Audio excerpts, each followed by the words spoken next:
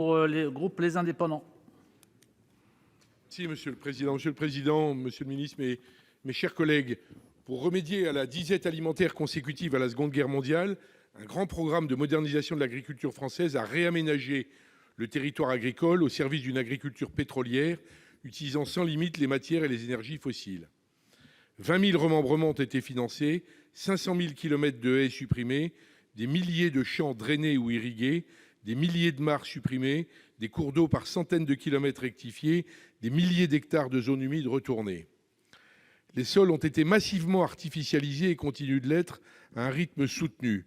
La taille des parcelles s'est accrue, les rendements ont certes augmenté grâce aux engrais et aux pesticides, mais on mesure aujourd'hui leur contribution aux pollutions de toutes sortes et bien sûr au réchauffement de la planète. La note sera assurément lourde.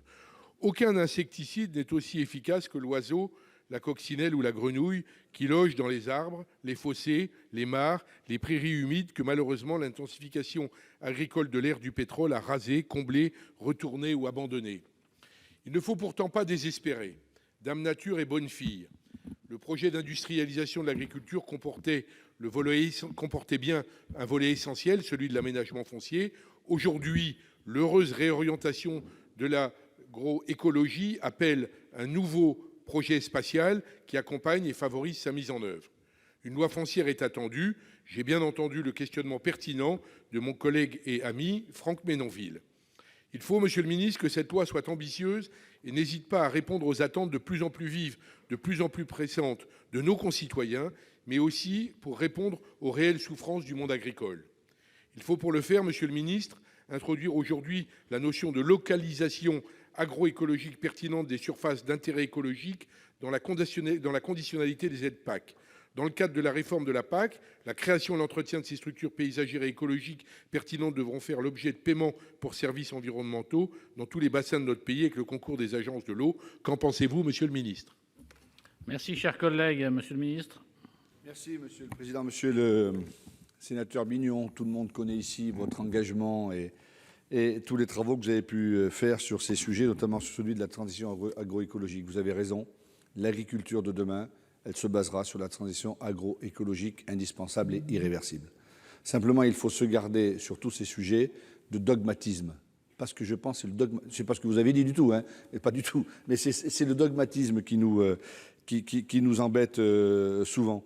Vous avez évoqué la future PAC et notamment les paiements pour services environnementaux. Vous avez doublé en cela M. Montaugé, qui, je ne doute pas, aurait posé la même question. Et les surfaces d'intérêt écologique, oui, évidemment, il faut les prendre en compte.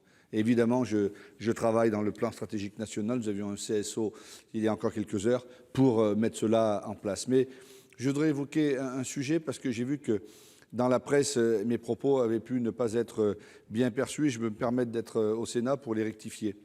Oui, bien sûr, il faut que la France, comme tous les pays d'Europe, quitte cette dépendance aux produits chimiques, aux produits phytosanitaires, aux molécules chimiques, c'est bien évident. Mais là encore, il faut être objectif.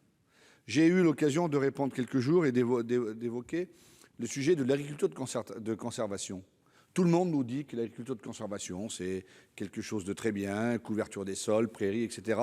Pas de problème, je n'ai rien à en dire. Mais on sait que l'agriculture de conservation a besoin d'utiliser un peu de glyphosate pour avancer, notamment, je crois, 1 litre par hectare.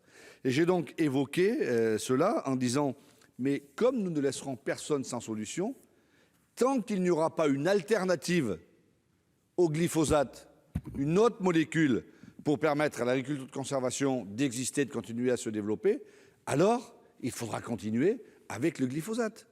Et je voulais vous le dire là, au moment où vous parlez de transition agroécologique et de ces sujets, parce qu'ils sont absolument indispensables. Arrêter demain, c'est arrêter l'agriculture de conservation, ce qui serait une erreur, mais il faut que les chercheurs aillent vite pour trouver des alternatives.